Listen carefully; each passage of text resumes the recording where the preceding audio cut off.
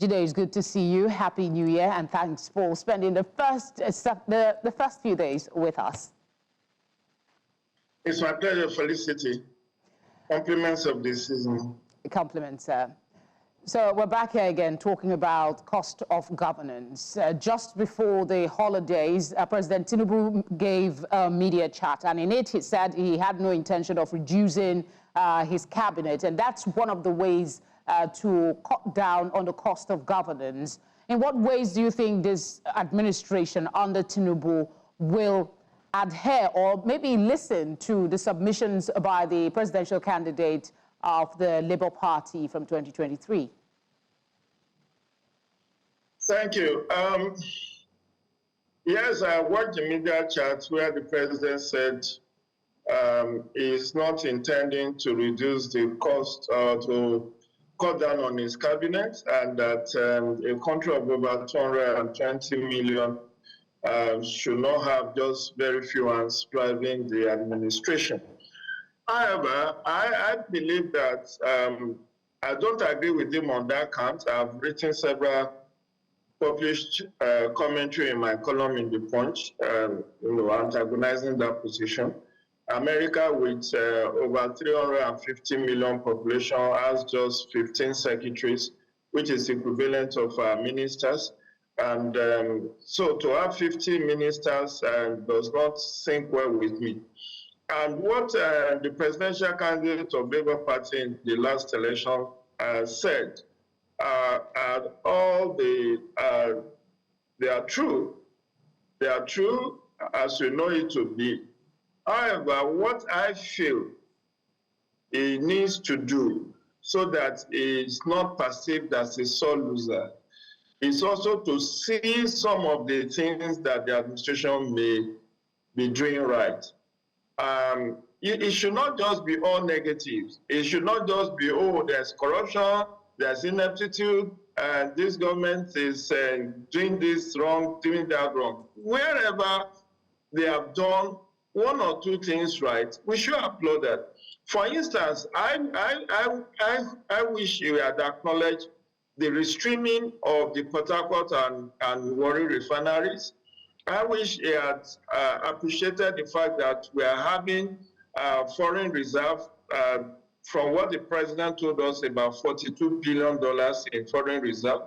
I expected him to appreciate the fact that unlike under Buhari administration, where we have ways and means painted without production, this administration claimed that it is not doing that, and it has a very healthy service and resources to service its debt. However, like I said, one thing is certain: every government can do better. But what the thin line we need to walk is that we should just not be an armchair critics who sees nothing good in every administration. Jide, if I may interject, we all are resident in this country, and perception depends on where you're feeling the bite of the situation. Some would argue with you that the Port Harcourt and Warri refinery, that there seems to be unclear details about the operationality of these two refineries. The cost of fuel is still up there, despite what is being done.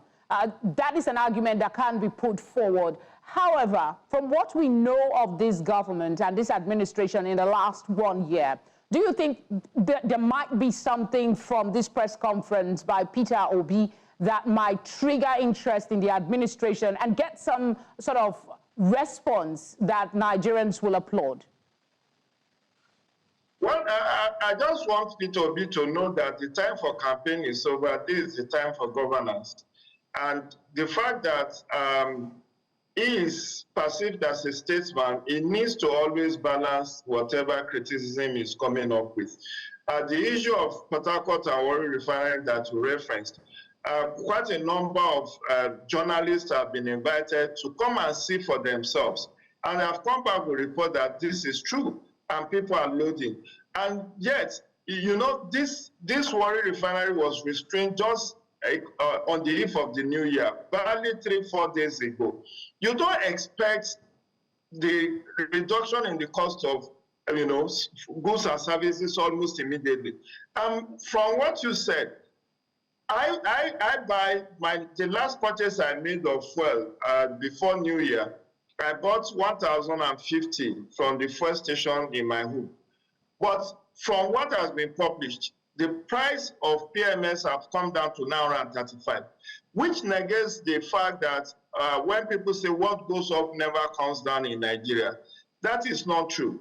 And I believe that if we try to balance our arguments and our criticisms, we will encourage the government to do a lot more. All right, I agree. Jide, There's still a lot to reduce the cost of governance, but not to say that there is nothing good in this administration. Okay, Jide, we're time pressed. If not, I'll let you run on. But I would like you to speak to, is there anything in Peter Obi's press conference that you think that maybe this administration can latch on to and respond in a way that Nigerians will say, okay, perhaps they do listen? Of course, there are quite a number of things, and I believe the media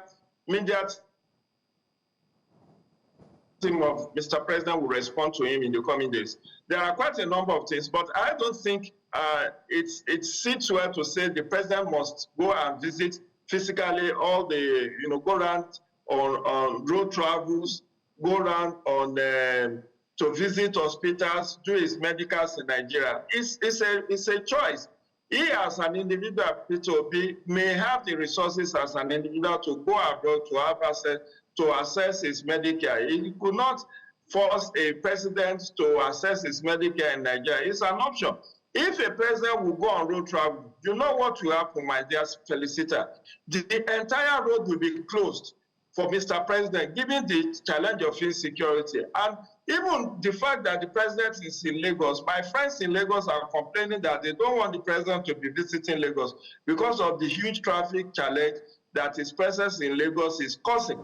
So this whole idea of he has to go physically to see things for himself is highly unnecessary. At his age, he cannot do much of physical inspection. But what we want to see is better results in terms of infrastructural development, in terms of reduction in insecurity, in terms of economic growth, in terms of improvements in the standard of living of Nigeria. We are in a new year, Jide. Things are not where they ought to be. I agree completely with Mr. Peter Obi. Things are not where we want it to be. Jide, we should also acknowledge that things are not where it used to be.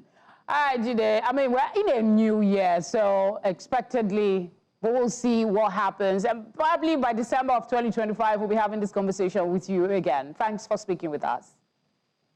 God keeping us alive, I would like to be on your show there and to appraise what has gone on in this new year. But let's hope for the best. Indeed.